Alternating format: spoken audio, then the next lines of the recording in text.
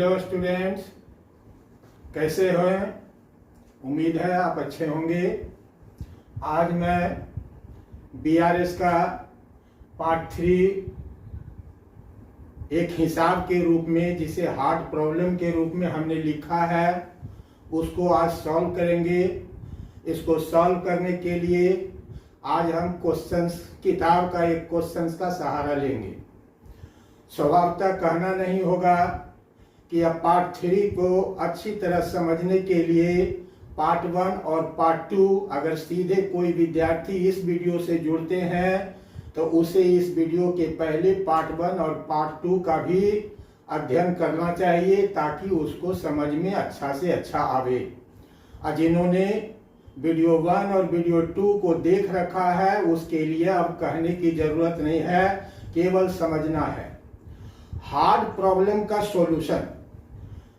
BRS एक ऐसा chapter है जिसे दो तरह से बनाया जाता है। एक होता है कुछ बिंदु को रट लेते हैं, दैट मीन्स प्लस माइनस इत्यादि, जो हमारे मेमोरी में नहीं रहता है। और यहाँ पर मैं आपको रटने से बिल्कुल छुटकारा दे चुका हूँ, अर्थात केवल मेरी बातों को ध्यान में रखिए, जिसको कि हमने पिछले वीडियो में आपको बताए थे। अब बार बार उसी चीज को बताने की जरूरत नहीं है, इसलिए हम सीधे क्वेश्चंस पर आएंगे और उसको हल करेंगे। हमने एक सिंपल सा क्वेश्चन जो मौखिक था, जिसे मेरे द्वारा ही लिखा गया और मेरे ही द्वारा बनाया गया था, वह वेरी सिंपल था, जो मैं अपने दिए गए अंतर के कारणों के आधार पर बताया था। और 7 अंतर के कारणों के आधार पर हमने यह कहा था कि आप 7000 अंतर के कारणों का मिलान कर सकते हैं। तो 7000 अंतर के कारणों को प्राय प्लस माइनस के रूप में याद रखना उतना ही कठिन है जितना कि हाथों पर पहाड़ को उठा लेना। इसलिए आप अच्छी तरह से उस बिंदु को समझिए जिसको मैंने कहा था कि that is the logic point. प्रश्न में हमेशा एक का बैलेंस दिया हुआ रहता है और उसके आधार पर उत्तर स्वरूप दूसरे का बैलेंस निकाला जाता है। अगर बैलेंस एज पर पासबुक है तो उत्तर बैलेंस एज पर कैशबुक के रूप में निकलता है। अब यहाँ पर हमने लिखा था कि balance as per passbook and balance as per cashbook. यह बैलेंस एज पर पासबुक और बैलेंस एज पर कैशबुक केवल प्रश्न में दिया हुआ रहे तो इसका मतलब है कि ग्राहक बैंक में जमा की स्थिति में है, मीन्स ग्राहक का रुपया बैंक में जमा है। लेकिन कभी कभी ग्राहकों की स्थिति बदल भी जाती है, अर्थात हम जमा न होकर ओवरड्राफ्ट की स्थिति में पहुंच जाते हैं। यह ओवरड्राफ्ट बहुत सिंपल सा चीज है कि जब एक ग्राहक अपने बैंक में रखे गए जमा राशि से अधिक की निकासी कर लेता है तो वह ओवरड्राफ्ट हो जाता है और हमारी स्थिति जो पहले डेबिट की थी वह क्रेडिट की हो जाती है, और इधर जो क्रेडिट की थी वह डेबिट की हो जाती है। अर्थात मूल बिंदु एक चीज अगर याद रखें, बैलेंस एज पर कैशबुक भी जमा को ही बताता है और debit balance as per cashbook कहना भी जमा को ही बताता है। तो कभी कभी हमारा प्रश्न डेबिट और क्रेडिट के आधार पर लिखता है, जिसको भी समझना बिल्कुल मुश्किल का काम नहीं है। तो डेबिट बैलेंस की उत्पत्ति कहां से हुई, तो हमने पिछले वीडियो में बताया था कि केवल इसको समझ कर रखिए, यह तीनों बिंदु अपने आप समझ जाएंगे। अगर यह डेबिट जमा का बोध है तो यह क्रेडिट भी जमा का बोध है, अगर यह क्रेडिट ओवरड्राफ्ट का बोध है तो यह डेबिट भी ओवरड्राफ्ट का बोध है। इस प्रकार मात्र इसके आधार पर आप इस तीनों के ध्यान में ला सकते हैं। Balance as per means bank column of cashbook का डेबिट बैलेंस होना ग्राहकों का बैंक में रुपया जमा होने का बोध कराता है। यह फर्स्ट ऑफ ऑल एक रोजनामचे से इसकी उत्पत्ति होती है। जब हम कोई रुपया बैंक में जमा करते हैं तो बैंक अकाउंट या टू कैश अकाउंट करते हैं, अर्थात बैंक की उत्पत्ति ही डेबिट से होती है। इसलिए debit balance of bank column of cashbook is always called कि ग्राहक का रुपया बैंक में जमा है। तो हमने पहले प्रश्न जो साधारणतः हल किए थे वह जमा के पोजीशन में अंतर के कारणों को देखे थे। आज हम ओवरड्राफ्ट की स्थिति में अंतर के कारणों का मिलान करेंगे। सब कुछ वही रहेगा, सोचने का अंदाज वही रहेगा, केवल थोड़ा सा ध्यान रखना है कि ओवरड्राफ्ट को प्रायः हम बार बार कर्ज कह के पुकारेंगे। कर्ज, ओवरड्राफ्ट। बैंक के द्वारा प्राय ग्राहकों को 4 प्रकार से कर्ज दिया जाता है। एक होता है लोन्स इन एडवांस, एक होता है ओवरड्राफ्ट, एक होता है कैश क्रेडिट, एक होता है डिस्काउंटिंग ऑफ बिल। तो यहां ओवरड्राफ्ट की सुविधा, ओवरड्राफ्ट के द्वारा लोन लेने की सुविधा केवल करेंट अकाउंट होल्डर को ही होता है, अन्य किसी को नहीं होता है। मीन्स और जो लोन देने का 3 तरीका है आगे चलकर पढ़ेंगे। अभी केवल करेंट अकाउंट होल्डर के लिए पढ़ रहे हैं कि जब कोई ग्राहक अपने जमा से अधिक राशि बैंक से निकाल लेता है तो वह जमा से ओवरड्राफ्ट की स्थिति में पहुंच जाता है। दैट मीन्स बैंक का ही रुपया ग्राहकों के माथे पर एज ए लोन ओवरड्राफ्ट के रूप में उभर जाता है। मीन्स एक ग्राहक अभी किस स्थिति में है? कर्ज की स्थिति में है। हमारा कोई भी रुपया बैंक में जमा नहीं है, बल्कि हम कर्ज की स्थिति में है। अर्थात हमारे द्वारा किए गए हर एक ट्रांजेक्शन या तो कर्ज को बढ़ाएगा या तो कर्ज को घटाएगा। इतना ही इसमें करना है, बढ़ाना और घटाना। एक बहुत ही हॉट प्रॉब्लम आज हम ले रहे हैं। यह किताब का प्राय 33वां नंबर क्वेश्चन है। दैट मीन्स 34 को हमने छोड़ दिया, यह जानकर कि 1-2 प्रश्न को अगर बढ़िया से हल करा दिया जाए समझाते हुए तो फिर बीआरएस आपके लिए कोई प्रॉब्लम नहीं होगा। और मैं बार बार कहता हूं कि बीआरएस बताने का यह तरीका अन्य सैकड़ों शिक्षकों से एक अलग तरीका है। आप चाहें तो YouTube पर बीआरएस के सैकड़ों प्रॉब्लम को हल करते हुए शिक्षक को देखिए और उसका कंपैरिजन इससे कीजिए। अगर हमारे बताने का तरीका और समझाने का तरीका अच्छा लगता हो तो विद्यार्थियों से रिक्वेस्ट है एज ए फीस के रूप में आप लाइक, शेयर और सब्सक्राइब अवश्य करेंगे ताकि मेरा उत्साहवर्धन हमेशा बना हुआ रहे। हम हर एक चैप्टर अकाउंटेंसी का on the basis of one logic के आधार पर आपको बताएंगे, जिसमें रटने की कोई संभावना नहीं है, सिर्फ समझने की जरूरत है। अगर समझ गए तो भारी से भारी सवाल को आप चुटकियों में हल कर सकते हैं। तो लेट अस प्रोसीड। अब हम बढ़ते हैं किताब की ओर। यह क्वेश्चंस का कुछ ऐसे ही लिख दिए हैं ताकि हमको लिखना ना पड़े। अब हम इसको पढ़ते हैं। On checking the bank passbook, जब हम बैंक के पासबुक का निरीक्षण कर रहे थे, इट वाज फाउंड, पाया गया दैट की it showed an overdraft of ₹5220 as on 31/12/2020। That means शुरुआत हुआ overdraft balance as per passbook, राशि है 5220 लिख देंगे। बताए थे जोड़ने वाले के लिए कुछ हाफ पोर्शन यहां रख लीजिए और घटाने वाले के लिए कुछ हाफ पोर्शन यहां रख लीजिए। और जो स्थिति बनती है उस स्थिति के अंतर्गत या तो इधर लिखिए या तो इधर लिखिए। बस ये प्रोफॉर्मा है जिसको आप किसी भी हिसाब को बनाने के पहले शुरुआत में आप इतना फिलअप कर सकते हैं, भर के रख सकते हैं। अब सिर्फ अंतर के कारणों को पढ़ेंगे और अंतर के कारणों से पासबुक और कैशबुक हमारी किस स्थिति में है उसको समझेंगे। और समझने के आधार पर हमेशा, that is the logic point, means इसे हल करने के लिए हमेशा इस लॉजिक पॉइंट को ध्यान में रखना। मीन्स जिसका उत्तर प्राप्त करना है, अगर पासबुक है तो उत्तर कैशबुक का प्राप्त करना है, अगर कैशबुक है तो उत्तर पासबुक का प्राप्त करना है अर्थात उत्तर प्राप्त करना है, जिसमें उसी को हमने यहाँ लॉजिक पॉइंट के रूप में कहा है, क्योंकि हम बार बार कहकर इसी लॉजिक पॉइंट से एक क्वेश्चन एराइज करते हैं और उत्तर हासिल करते हैं, तब उसे हम एड और लेस की श्रेणी में तुरंत पुटअप कर देते हैं, रख देते हैं। कभी कोई गलती होने की संभावना नहीं होगी। तो मैं पहला अंतर के कारणों को पढ़ता हूं।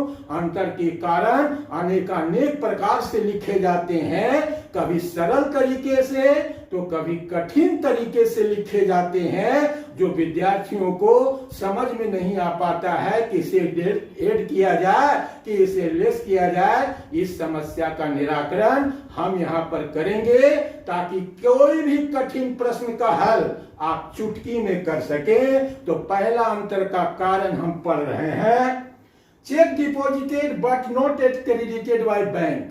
पिछले वीडियो में जाना होगा। जो विद्यार्थी इस वीडियो में नया आए हैं, इसको समझने के लिए पिछले वीडियो का सहारा लेना ही होगा। बिना लिए हुए डायरेक्ट आप हमारे लॉजिक को नहीं समझ पाएंगे। इसलिए लॉजिक को समझने के लिए पिछले वीडियो को देखिए। कोई खास बात नहीं है, आधा एक घंटे का वीडियो है, आप तुरंत उसको देखकर समझ सकते हैं। और तीसरा वीडियो खोल कर आप देखिए कि किस प्रकार से हल किया जा रहा है। चेक डिपॉजिट कौन करता है? हम लंबा सेंटेंस नहीं पढ़ते हैं, इतने में ही अर्थ निकल आता है। Check deposited but not credited कहने की कोई जरूरत नहीं है, क्योंकि हमने कहा था अंतर एक के लिखने और एक के नहीं लिखने से ही पैदा होता है, और इसके पीछे कोई दूसरा कारण नहीं है। अगर किसी ट्रांजेक्शन्स को दोनों लिख ले तो that is not a problem.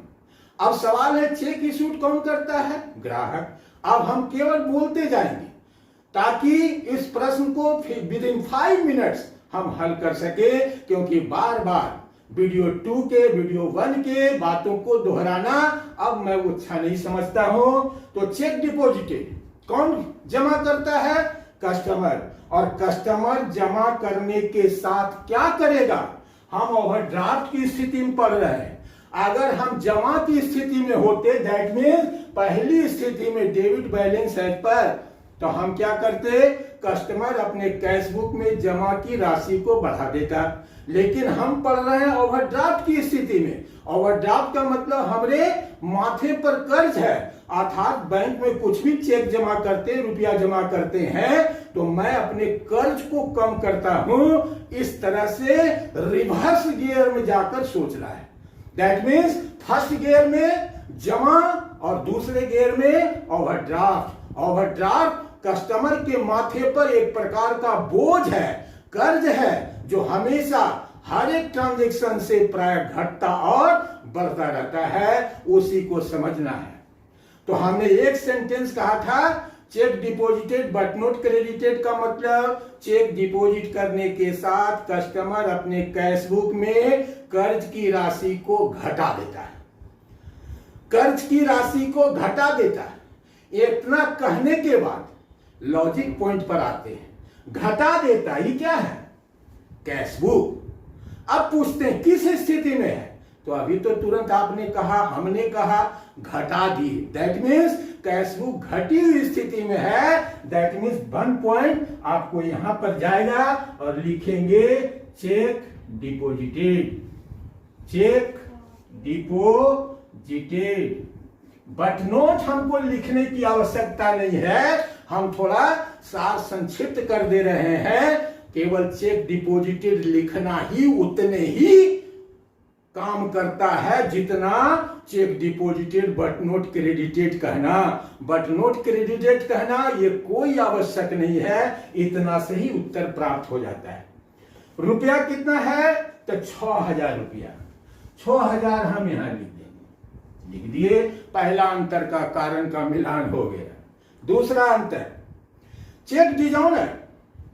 इतना से ही मेरे को उत्तर प्राप्त हो गया, कहने का रास्ता प्राप्त हो गया।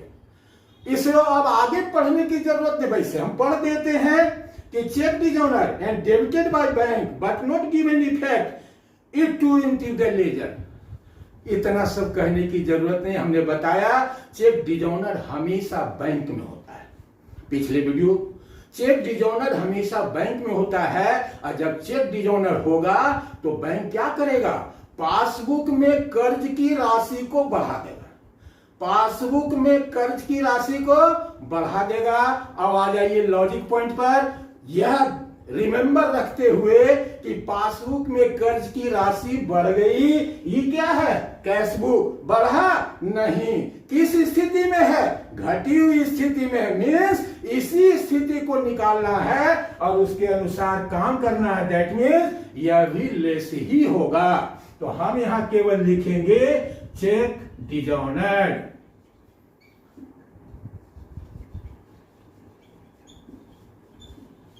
राशि है 800 रुपये। तीसरा अंतर का कारण, बैंक चार्जेस हो गया खत्म, इसके आगे पढ़ने की कोई आवश्यकता नहीं। Debited by bank but debit memo note receive from bank, ये सब कुछ कहने की आवश्यकता नहीं। बैंक चार्जेस इतना ही कहने से आगे के वाक्यों का मतलब निकल आता है। बैंक चार्ज कौन लेता है, बैंक। अब ये नहीं बतावेंगे क्यों लेता है, काहे लेता है, सीधे बैंक को अगर कोई चार्ज लेना है सीधे पासबुक में कर्ज की राशि को बढ़ा देगा। बैंक चार्ज लेने के साथ ही बैंक अपने पासबुक में कर्ज की राशि को बढ़ा देता है। इतना कहकर लॉजिक पॉइंट पर आइए, ये क्या है, कैश बुक बढ़ा नहीं, किस स्थिति में है, घटी हुई स्थिति में है, दैट मीन्स यह भी घटेगा, दैट बैंक चार्जेस। राशि है 50 रुपये। आइए चौथा अंतर का कारण, interest on overdraft excess credited in the ledger. Interest on overdraft, अब यहां पर आगे के सेंटेंस को भी ध्यान रखना है। Excess credited in the ledger, ledger मेरे पास होता है, अर्थात यह हमेशा कैश बुक को संबोधित करता है। अगर इंटरेस्ट ऑन ओवरड्राफ्ट केवल रहता तब तो सीधा मतलब समझ जाते कि पासबुक ने कर्ज की राशि ओवरड्राफ्ट की राशि को बढ़ा दिया, लेकिन यहां पर मतलब दूसरा आ गया। क्या आ गया, कहता है excess credited in the ledger, लेकिन हम जो कैश बुक का लेजर रखते हैं उसमें हम एक्सेस क्रेडिट कर दिए। एक्सेस क्रेडिट करने का मतलब एक बार लिखना तो बिल्कुल स्वाभाविक है, अर्थात एक बार लिखकर कैश बुक में कर्ज की राशि को बढ़ा देना स्वाभाविक है क्योंकि इंटरेस्ट ऑन ओवरड्राफ्ट है, लेकिन एक्सेस कर देना वो स्वाभाविक नहीं है। तो जितना से एक्सेस किए हैं तो वह कहेंगे कैश बुक में कर्ज की राशि अनावश्यक इतना से बढ़ा हुआ है, कैश बुक में कर्ज की राशि अनावश्यक इतना से बढ़ गया है। मूल रकम यहां नहीं दिया हुआ है, केवल एक्सेस अमाउंट का जिक्र है। तो एक्सेस अमाउंट कैश बुक में इंटरेस्ट ऑन ओवरड्राफ्ट लिखने का मतलब हुआ कि कैश बुक में कर्ज की राशि बढ़ गई। ये क्या है, लॉजिक पॉइंट पर आइए। कैश बुक अभी तुरंत बोले किस स्थिति में है, बढ़ी हुई स्थिति में है, अर्थात इसको बढ़ा देंगे और लिखेंगे interest on overdraft excess credited in cash book. अब यहां लिखना ये सेंटेंस जरूरी है क्योंकि सीधा सा मतलब यहां नहीं था, मतलब का उल्टा अर्थ भी रहता है, इस पर ही सावधानियां बरतना है। तो कितना एक्सेस हमने किया था, 200 रुपया, तो यहां पर 200 रुपया लिख देंगे। चलिए हो गया। अगला अंतर के कारण को पढ़ें। Wrong credited by bank to the account, wrong credited by the bank. Bank के द्वारा जब भी क्रेडिट किया जाता है, इसका मतलब अगर जमा के पोजीशन में है तो आपका जमा बढ़ जाएगा और कर्ज के पोजीशन में है तो आपका कर्ज घट जाएगा। तो हम किस परिस्थिति में हिसाब बना रहे हैं? कर्ज के परिस्थिति में। तो हम कर्ज को कहकर पुकारेंगे। कर्ज क्या हो जाएगा? Wrong credited by bank. Bank ने गलती से क्रेडिट दे दिया। अब क्रेडिट देने का मतलब हुआ कि पासबुक में कर्ज की राशि घट गई। पासबुक में कर्ज की राशि घट गई। अब सीधे इस पॉइंट पर आई। पासबुक में कर्ज की राशि घट गई, कैशबुक घटा नहीं। किस स्थिति में है? बढ़ी हुई स्थिति में है, इसलिए ये भी एड होगा। कितना सिंपल सा मेथड है। एक दिन अगर इस मेथड को समझ गए तो बीआरएस का कोई भी क्वेश्चन हल कर सकते हैं, इसमें कोई दो राय नहीं। यहां पर लिखेंगे wrong credited by bank.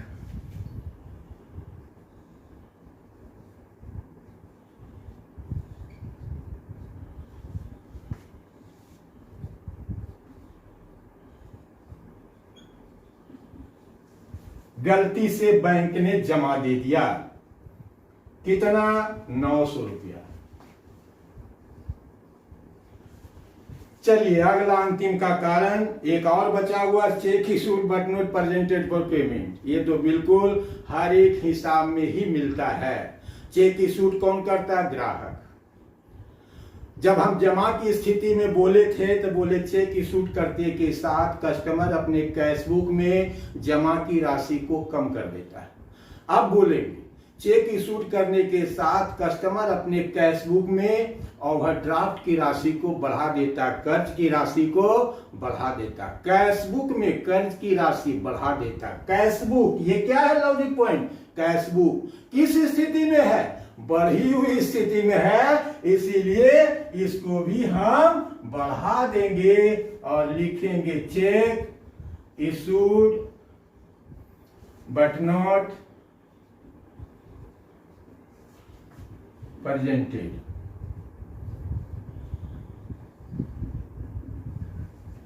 For payment. कितना है? 400 रुपया। चलिए हिसाब हो गया। 6 अंतर के कारण प्रश्न में था। हमने 6 अंतर का कारण बाय सिंगल लॉजिक, हमेशा इसी लॉजिक के आधार पर बीआरएस बनाइएगा तो कहीं कोई दिक्कत नहीं होगी। जोड़ने वाली कुल राशि है 9 2 11 4 1500। 1500 जोड़ दिए, 5 2 7 5 1 6 6720। घटाने वाली कुल राशि है 50 8 6850। चलिए अब क्या देखिए स्थिति। स्थिति यहां पर समझिएगा, बहुत ही विचित्र स्थिति है जिसको आपको समझना है। ये जो ग्राहक हम जो हैं, डिपॉजिटर जो हैं, बैंक में हमारी स्थिति हमेशा बदलते रहती है। कभी हम जमा की स्थिति में होते हैं तो कभी हम कर्ज की स्थिति में आ जाते हैं। आज हम 5000 के कर्ज की स्थिति में, अब कल 10,000 का चेक जमा कर दें तो तुरंत हम 5000 से जमा की स्थिति में पहुंच जाएंगे। दैट मीन्स हर एक ट्रांजेक्शन से कस्टमर ग्राहक की स्थिति बदलती रहती है, कभी जमा के पोजीशन में तो कभी कर्ज के पोजीशन में, दैट मीन्स ओवरड्राफ्ट के पोजीशन में। इस पॉइंट को समझिए। 6720 में क्या 6850 घटेगा? नहीं।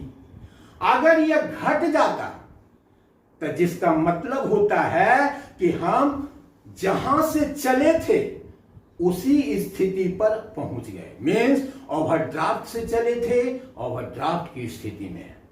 लेकिन जब यहां नहीं घटता है तो हमारी प्रारंभिक स्थिति बदल जाती है और यहां पर वास्तव में वही घटनाएं हैं। घट नहीं रहा है। 6720 में 6850 नहीं घटाए जा सकते हैं। अगर घट जाता तो कहेंगे ओवरड्राफ्ट से चले थे, ओवरड्राफ्ट में आ गए। लेकिन जब नहीं घटे तब हम कथन को यहां बदल देते हैं। दैट मीन्स अब यह ओवरड्राफ्ट की स्थिति नहीं है, अब यह आप जमा की स्थिति में बदल गए, अर्थात अब यह हो जाएगा debit balance as per cash book. बात को समझ रहे हैं बढ़िया से। अब इसको उल्टा घटाइए। दैट मीन्स 0, 5 में से 2 गया 3, 8 में से 7 गया 1, 6 में से 6 गया कुछ नहीं। दैट मीन्स आपका 5220 रुपए के ओवरड्राफ्ट और कर्ज से चले थे, लेकिन आज के डेट में जब हम 31/12/2020 को बना रहे हैं तो बैंक में हमारी स्थिति जमा की है 130 रुपया, इसलिए अब यहां ओवरड्राफ्ट मिटा दिया गया। अब इसको या तो हम लिख सकते हैं CR balance as per cash book, या लिख सकते हैं सीधे balance as per cash book. दोनों ही जमा को बताता है। That is the 1 point from deposit to overdraft, from overdraft to deposit. अगर हमारा सेम यह चलता रहता तो हम जिस स्थिति में होंगे वही स्थिति नीचे उत्तर के रूप में प्राप्त होगा। लेकिन अगर निचला नहीं समीकरण घटने में आ रहा है तो हमारी स्थिति ओवरड्राफ्ट की थी, अब हमारी स्थिति जमा की हो गई। तो बच्चों आज के लिए सिर्फ इतना ही। फिर मिलते हैं नेक्स्ट वीडियो में। तब तक के लिए आप वीडियो 1, वीडियो 2 और वीडियो 3 देखते रहें और लाइक शेयर सब्सक्राइब अवश्य करें, ताकि हमको भी आपका ये फीस इसी रूप में मिलता रहे और मैं आपके लिए जोश से काम आगे बढ़ाता रहूंगा। धन्यवाद।